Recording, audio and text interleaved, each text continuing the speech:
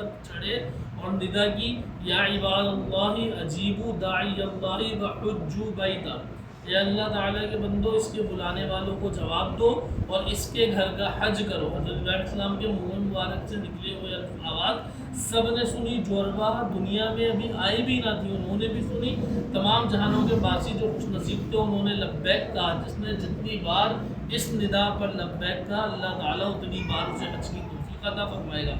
ہر دور میں اللہ تعالیٰ اپنے بندوں کی رشد و ہدایت کے انبیاء اور رسول کو مبعوث فرمایا تاکہ وہ اللہ تعالیٰ سے دی ہوئی تعلیم اس کے بندوں تک پہنچائیں۔ اللہ تعالیٰ کے پیارے بندوں کی صحبت اللہ تعالیٰ کی طرف سے بھیجی ہوئی ہدایت کے صدقے ان کے نفوس کی اصلاح ہو جاتی ہے اور اللہ تعالیٰ احکامات پر عمل کرنے میں سکون پانے لگتے ہیں۔ چمنستان دہر میں اس طرح کی کئی بار روح پرور بہاریں آ چکی تھی۔ کبھی ایک نبی اللہ آ کر لوگوں کو اللہ کی طرف بلاتا ہوا نظر آتا ہے، کبھی دوسری طرف اللہ تعالیٰ کا رسول لوگوں میں انسانیت کی تعلیم دیتا ہوا نظر آتا ہے۔ کہیں ابراہیم علیہ السلام نمرود نامراد کے سامنے سینہ سپر کھڑے ہیں، کہیں عیسیٰ السلام اللہ تعالیٰ کی محبت کا گیت الاپ رہے ہیں۔ وقت گزرنے کے ساتھ ساتھ رب کی تعلیم کو لوگ بھول گئے اور نفس پرستی میں مشغول ہوئے۔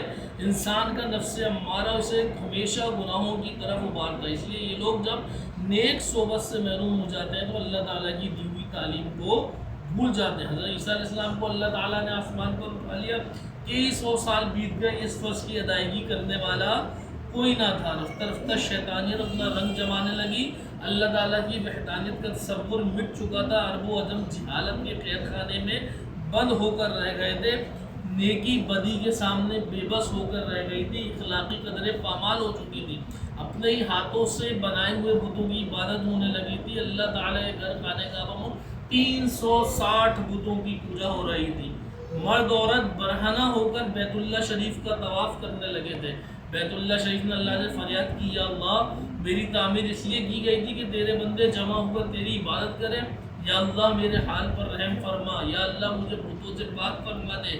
اللہ تعالیٰ نے بیت اللہ شریف سے فرمایا، خانہ کعبہ میرے پیارے نبی حضرت ابراہیم علیہ السلام کی دعا پر عمل کرنے کا وقت آ گیا ہے۔ میں اپنے رسول امام الانبیاء حضرت محمد مصطفیٰ صلی اللہ علیہ وسلم کو مبعوث فرماؤں گا جو تجھے بتوں کی نجاست سے پاک فرما دیں گے، اور اس کی امت میں ایسے افراد پیدا فرماؤں گا جو تیری طرف اس طرح دوڑتے آئیں گے جیسے مادہ پرندہ اپنے انڈوں کی طرف دوڑتی ہے۔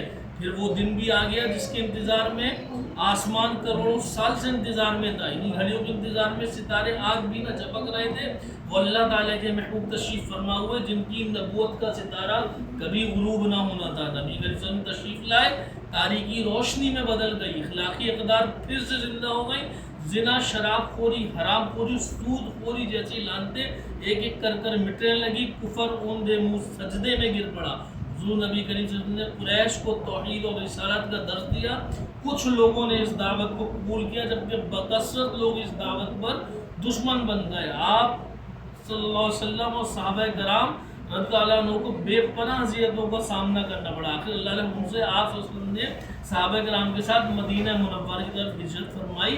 مدینہ منورہ اللہ تعالیٰ نے اسلام کو بے پناہ ترقی دی۔ مدینہ منورہ میں کئی ایک معرکے ہوئے اور جنگ حنین کے بعد ایک عظیم الشان لشکر تیار فرمایا گیا اور قریش مکہ پر چڑھائی کی گئی۔ لشکر اسلام کی عظمت کو دیکھ کر قریش مکہ کے حوصلے پست ہو گئے اور بیت اللہ شریف کو فتح کر لیا گیا۔